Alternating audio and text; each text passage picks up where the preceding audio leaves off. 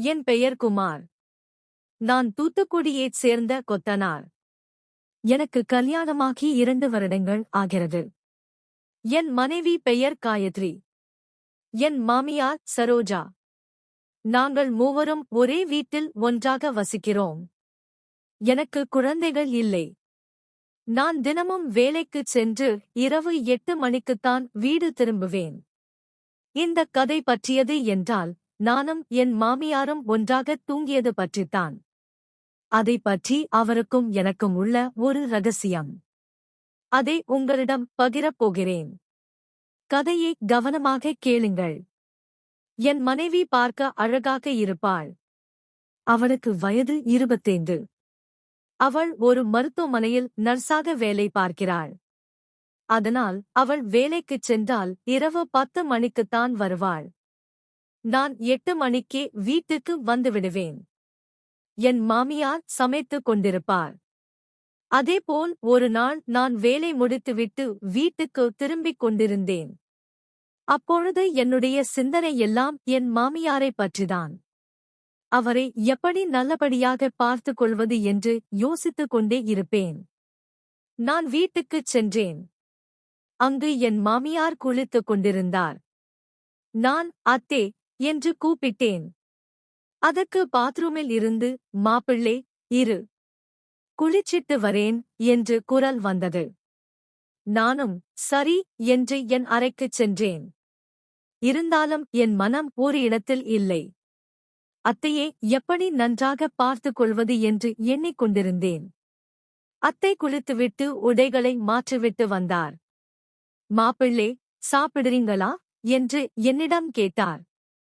நானும் சரி அத்தே, சாப்பிடுறேன் என்று அழுத்தமாகச் சொன்னேன். அதற்கு என் அத்தை, என்ன மாப்பிள்ளை, ரொம்ப பசிக்குதா? இருங்க, உங்களுக்கு நான் சாப்பாடு போட்டுக் கொண்டு வரேன் என்று சொன்னாள். நானும் சரி அத்தே, நான் டிவி பார்த்துக் கொண்டிருக்கிறேன் என்று கூறினேன். அப்பொழுது அவள் நடக்கும்போது அவளை பார்த்துச் சிரித்தேன். அதை அவளும் கவனித்தாள்.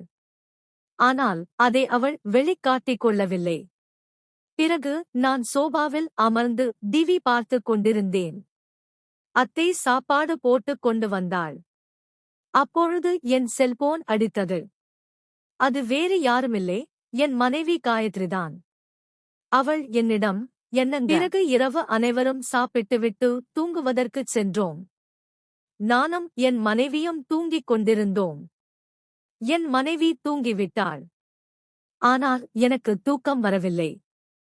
என் சிந்தனைகள் எல்லாம் என் அத்தையைப் பற்றியே. அவள் இப்பொழுது என்ன செய்து கொண்டிருப்பாள்? அவளை எப்படிப் பார்ப்பது? அவரிடம் எப்படி பேசுவது என்று யோசித்துக் கொண்டு தூங்காமல் விடியத்தை பார்த்துக் கொண்டே கண் விழித்து யோசித்துக் கொண்டிருந்தேன். அப்பொழுது என் அறை கதவு மெதுவாக திறப்பது போல் இருந்தது. நானும் யார் என்று பார்த்தேன். அது என் அத்தை. மெதுவாகச் சத்தம் போடாமல் என் படுக்கும் பக்கம் வந்தாள்.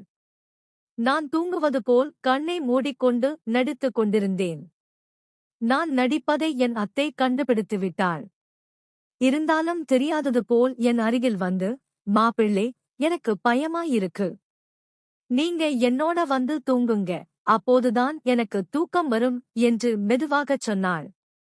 எனக்கு பதட்டம் தாங்கவில்லை. ஏனென்றால் எனக்கும் பயமாக இருந்தது. நான் திடீரென்று கண் விழித்தேன். என்ன இங்க பண்றீங்க என்று மெதுவாகக் கேட்டேன். அதற்கு என் அத்தை, மாப்பிள்ளை, எனக்கு உதவுங்க, எனக்கு பயமாயிருக்கு. என்னோட வந்து தூங்குங்க, நீங்க இன்றைக்கு மதியம் வீட்டிற்கு வந்தீங்க. வேலையை பாதியிலேயே விட்டுட்டு. அது ஏன்னு எனக்குத் தெரியும். அதனால கொஞ்சம் எனக்கு உதவுங்க ப்ளீஸ் என்று கெஞ்சினாள். நானும் சரி, நான் என் மனைவியிடம் கேட்டுட்டு வர்றேன். நீங்க உங்க அறைக்குப் போங்க என்று கூறினேன். அதன் பிறகு என் அத்தை தன் அறைக்குச் சென்றாள். ஆனால் நான் என் மனைவியிடம் சொல்லாமல் அத்தையின் அறைக்குச் சென்று அங்கு அவளை உறைய வைத்தேன். நான் அவள் அருகே சென்று அத்தே என்று அழைத்தேன். என்ன மாப்பிள்ளை, வந்துட்டீங்களா? எனக்கு பாதுகாப்புக்கு இப்பதான் நிம்மதியா இருக்கு. சரி மாப்பிள்ளை, வாங்க நம்ம தூங்கலாம் என்று சொன்னாள். பிறகு நாங்கள் இருவரும் ஒன்றாக உறங்கினோம். அப்பொழுது யாரோ கதவைத் தட்டினார்கள். என் அத்தை எழுந்து, யார் என்று கேட்டாள். அம்மா, நான்தான் காயத்ரி. என் கணவரை காணோம். அவர் எங்கே என்று கேட்டாள். அதற்கு என் அத்தை கொஞ்சம் கூட தயங்காமல், அவர் இங்கேதான் இருக்கார் என்று கூறினாள். அதற்கு என் மனைவி, என்னம்மா சொல்றீங்க?